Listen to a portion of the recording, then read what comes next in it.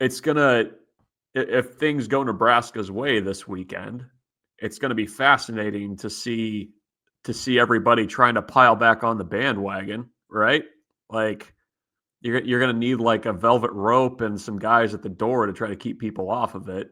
And we haven't forgotten. We remember who was off the bandwagon, but are not even considering it. So I don't know. It's an interesting week in game for Nebraska, not only for big picture season things, but also just perceptions of quarterbacks nationally. It's interesting too because Ravi's getting some statistical data from our good friends over at Matrix Analytical, and in particular Adam McClintock, about coaching effect. And there's, according to their numbers, you have to be clear because sometimes people like to just clip things and then accuse you of hot takes. But according to their metrics, Nebraska's coaching effect in this game is plus 10 points, which is it. I don't know if that's game points or just in their metric 10 points. So I want to be clear about that. No, it's in their metric. Yeah. It's not. Like, it's a significant. That's a big number. Does it seem like when you look at the coaching prowess that's what it would come out to? Without really knowing their measurables, it's still a big number relative to the data. I guess. I mean, I don't know what their numbers like. I don't know what a scale looks like for them. So, for instance, average coaching is a 60 number. It's like 60.3. Okay. Nebraska as a staff is at 65. Michigan as a staff is at 56. So they're about as far away above and below average from the average. How much of that is Dana? Like, is that like who's doing the heavy lifting? Get on the horn there. Oh no, I've got it. No, he broke it all down for me because he's incredible. So Dana is a heavy lifter here, but here's the example. So I'll go through them all. So Rule is 70.6 to Moore's 51.4. Even if he's what's Biff though? I assume Biff is lower than that, but I'm not. I don't know for sure. Offensive play caller Holgorsen is 76.9. Lindsay is 50.5. Defensive, we don't have a number on Butler yet, so that one we had to throw out. But here's the other one that's really significant. Eckler's a 70.8. Brown is a 56.2 on special teams. Yeah. No, I mean, have you guys been paying attention to what's been the conversation up in Michigan? No, what is it? Well, there's a lot of concern about special teams up there. What I tell you this morning? Yeah, I told Ravi I think we can get one. And it's even their kicker was very good, very consistent last year, but he's missed a couple short ones. I don't think they love what they're doing punting wise. I struggle with like the whiplash of like how we've gone from like what are we doing here? Like just hope, yeah, exactly. Please just snap the ball. You're Bruce Arians right now, just snapping that head over. It's amazing. Oh, I was doing the Canelo though. Oh, sorry, yeah. Just snapping and holding, which seems to have eluded Nebraska for years. And all of a sudden, it's like, wow, this might actually be an advantage here. And Nebraska, Nebraska in the first 3 games of the year was +4 in average starting field position against Cincinnati. They were +17 in each game against Akron and Houston Christian. It's like, well, of course you should be, but they kicked the ball out of bounds now. Right. But I'm saying like that's like I would have to go back and look the last time Nebraska was won starting field position 3 games in a row. Like it's a weird thing to be here, and here we are. But no, I think the coaching piece of it's going to be really fascinating, kind of the tit for tat stuff. I'm eager to see how the combo of Dylan and Dana kind of deals with whatever Michigan's going to try to do defensively with pressure and whatnot. Because I think that's kind of going to be the chess match within all this is whether or not Dylan can get them in good plays based on what he's seen and what Michigan's trying to disguise. If you think that it comes down to whether or not, or one of the major things it comes down to is whether or not Dylan can get Nebraska into good plays, how does that make you feel about the results of the game? Like, do you feel good if that's what the game comes down to? Yeah, I mean, I think he's done really well at that. I mean, I think that's that's been probably I mean, we talked about it a little bit with the coaching staff. I wrote about it before week 2, but that's a really big piece of what Nebraska's doing offensively right now. And when Dana talks about keeping the ball in play or putting the ball in play and just keeping things on schedule, I think a lot of that's Dylan's just kind of mastery of protections and shifting things and kind of just understanding what is going on. I mean, I think to the growth that he's made in that area from last year, and he was doing some of that last year, but I mean, the offseason work he's done to get on the same page with Dana and what they're looking for and how he's handling things. I mean, it's next level stuff right now. So I think that's a huge kind of piece of what, Nebraska's going to be in Big Ten play, is just him being able to go out there and kind of run things with what Nebraska needs to do. The weird thing about consistency, right? It's hard to appreciate, and it's kind of boring until everything around it changes. Right? It's like, oh, we have a hard time being appreciative of it until it looks like utter chaos. And we're hoping on Saturday it doesn't look like utter chaos. His consistency has been hard for us to appreciate because we've made it opponent specific as opposed to just looking at it for what it is. Yeah, no, I think so. And it's interesting. I mean, like when you kind of go back and like have it in the back of your head that like the coaching staff has said, like he made such a huge leap last year between Iowa and Boston College. Mm-hmm. And I think when you go back and kind of watch that bowl game with that in the back of your head, like you see it, like the offense was flowing a lot more freely and seemed to be kind of more similar to what they've done this year with just taking the short stuff, the occasional big play, and kind of how that performance in New York has bled into this year. And yeah, I mean, I think there's the caveat of what the opponent's been, but also it's been very under control, and I think that's a reflection of what he's doing right now.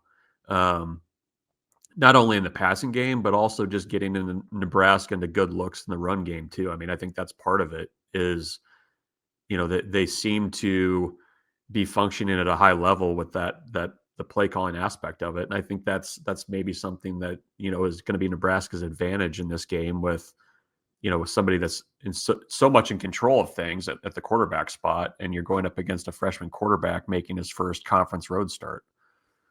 If Nebraska, of the low-hanging fruit, which one do you think becomes more of a factor? Is it Nebraska's ability to stop Michigan's run game, or is it more about handling Bryce Underwood in terms of his duality? I think you got to limit the running game. Because I think Nebraska fans they're still terrified that they can't stop the run. Yeah, I think you need to show it. I think Michigan needs to see it. I mean, I think that's a fair thing to say going on this one. I mean, if you're able to at least limit the run a little bit and give Michigan some pause about what they're doing and what they're calling and not being able to just turn around and hand the ball off. I think that's a big win for Nebraska because you're putting it on a very talented quarterback, but also a young quarterback. And, I think Nebraska's done a pretty nice job at times this year of disguising coverages and, doing things that are maybe a little bit more advanced given the experience that they have on the back end. And so I think a really kind of big kind of determining factor early in this game is if Nebraska shows up on those first few possessions and shows that they're in there to stop the run and be effective there, I think that's going to go a long way. I mean, Underwood's duality, that's going to be there no matter what. And you're just going to have to get him on the ground. You're going to have to rush the quarterback with discipline. And I think they've addressed some of those things or tried to address some of those things since the Cincinnati game when they had issues there. But if they can, get in there and bow up a little bit against the run game, I think that's going to be the biggest factor for the defense and forcing Michigan off of what it's trying to do. Do you think in that Nebraska is going to be able to kind of commit some more guys, maybe with some kind of aggressive fronts where you think because there's a couple things I look at. I don't think Michigan's receivers are super dynamic. Underwood's not been great downfield. He's only 14 for 32 on passes in the air over 10 yards on the season. And so if I'm looking at that, and Nebraska's got so far literally the best pass defense in the country so far, right? So if I look at those three things, I would think, okay, maybe I can load up against the run a little bit. Like, do you like Nebraska's ability to maybe devote some more resources to that? I think you can. I mean, I think that's one of the benefits of being able to cover well. If you go to Sear Wright and Donovan Jones and Andrew Marshall and just say, look, lock these guys down one-on-one, that allows guys like Singleton to be a little bit more run focused. So yeah, I think that's a huge advantage. And I think that's also, if you can stop the run, I think you could potentially get Underwood to start throwing some balls where he doesn't want to and having to go downfield a little bit more and facing more third and longs. And so, yeah, I mean, I think there's a lot that having a strong secondary allows you to do in other facets of the defense. And certainly, if you mix and match fronts, you mix and match personnel or dedicate more guys to the box. I think that's a huge advantage for Nebraska, for sure. So, I do think this is, in talking about groups that maybe aren't getting their run because of opponent. I mean, that's another group that I would put in that category of a chance to really kind of change the narrative about, at least more so nationally than what they're being. I don't think anybody's talking about Nebraska's secondary right now, but this is kind of a prove it game for them. Let me ask you something. I've been asking this about future headlines, and I'm going to ask you both ways. If Nebraska wins on Saturday, your future headlines will have what coordinator or position coach in the first couple of paragraphs?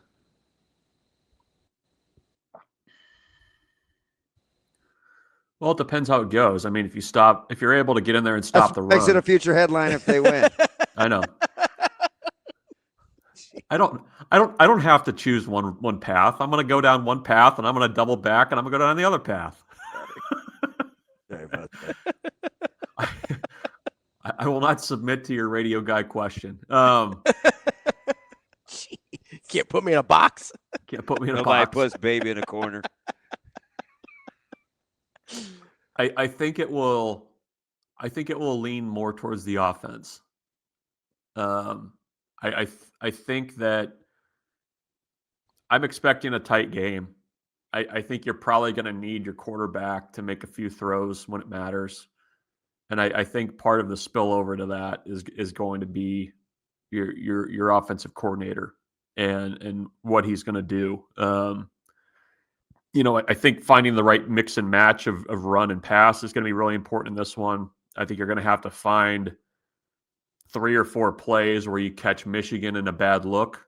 And again, part of that's your quarterback understanding what that bad look looks like and getting you to that place if he can. But I would lean more there if Nebraska is gonna win and what we're gonna read about on Sunday. I think it's gonna be more towards the offense a little bit. I think so in future headlines, if Nebraska doesn't win, will it still start with offense?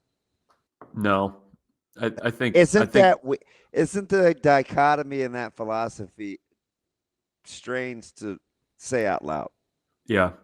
What would I have said? Should I have said Eckler for the positive?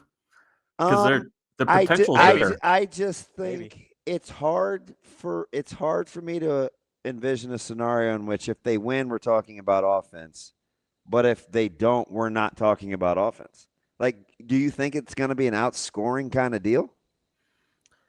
No, but I think It'll be I like think Underwood broke contain, or they let Justin Haynes break off a couple. Interesting. Like that. That's how I took your answer. yeah, I answered yeah. both. No, I think I think if Michigan's going to win this one, I think it's going to be either Nebraska's inability to stop the run, or Underwood's going to look like Clayton Thorson back there running around. So, and that's and I love that reference, because if you just cut that on itself, like you're like, what the hell is this guy talking about? Was that 2015? Yes. He had like a buck in the first half. He's still running.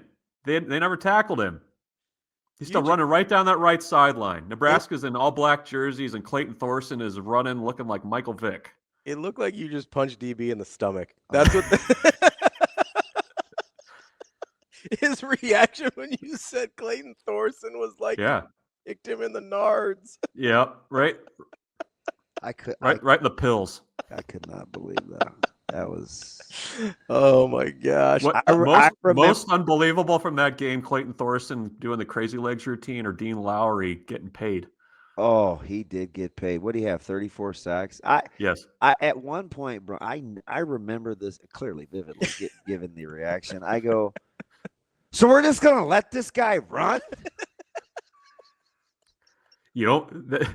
That's if there's anything we take away from today, it's that you don't want Bryce Underwood to look like Clayton Thorson back there. That's what we take away. I think that Michigan would actually agree with that. Somebody in Ann Arbor's like, what the hell? They're just not going to account for the quarterback, huh? Okay. Bruntz, is there any chance in your mind, based on your answer, that if Nebraska wins, what are the future headlines? Is there any chance, do you think there's a chance in your mind that this is the game where we start to just trust the combined super brain of Dylan Raiola and Dana Holgorsen, and we say, yeah, they're going to figure it out? Yeah. Does anybody not trust them? Well, I mean, we haven't seen it against this level of opponent. I think it's the other way. I think it's Butler. I think it's on the defensive side. We're still skeptical. It's what look at how the whole week is gone with our guys. Yeah. It's the offense, and we assume this, and the offense, and we assume, nobody. You know what I'm assuming? I'm assuming the defense is going to be fine. That's what I'm doing right now. Well, so far you only have Nebraska giving up 17 points. Yeah, so that's fine. That's good. Oh. So that, my assumption is the defense will be there. That's why I asked the question about, is this the point where we just say, hey, Dylan and Dana, their combined super brain is they're going to be unable to unlock the key? I don't have. I think I need to see it more from the defense in this game than I need to see it from the offense. I have more trust there on offense than I do on the defense. And only part of that is just the things that make Michigan somewhat scary in this game are the things that Nebraska needs to improve on from week one. So I think that's where I just want to see it. That's all on defense. So. And I think part of it is that there's a little bit more body of work between Dylan and Dana. So that's where I'm at. I think it's funny too, because as I kind of listen, and you're definitely not alone, Bruntz, and the offensive slant. Just imagine, if you will, if Nebraska's finishing drive rate is better by 4 points, or they aren't 66% from the 5-yard line in terms of scoring touchdowns, or we have all these other concerns about facets. Like if they just score points when they should, this is a completely different offense. Yeah. No, I mean that Akron game, it should have been like 90-0. 80 was certainly on the table. Yeah. Yeah. I mean, that was there. Yeah, I mean, it's fair. I mean, this is one of those games where you absolutely have to punch those in. I mean, you can't be kicking field goals from inside the 5 against Michigan. So, yeah, I mean, that's a piece of it for sure. Bruntz, you think Nebraska wins this game? I do. Ooh, I do. There we go. 20. I think 24-21. I think is what I've been saying. So that's kind of in your neighborhood. Yeah. That's where DB is. You're in good company. I haven't given my final yet. I beat the bar. With Nebraska winning. Right now I like Nebraska. Is that going to change? We'll see what tomorrow brings. Yeah. You never know. Sorry, I don't mean to spoil alert here. I've got you on the horn now. I want to get the answer.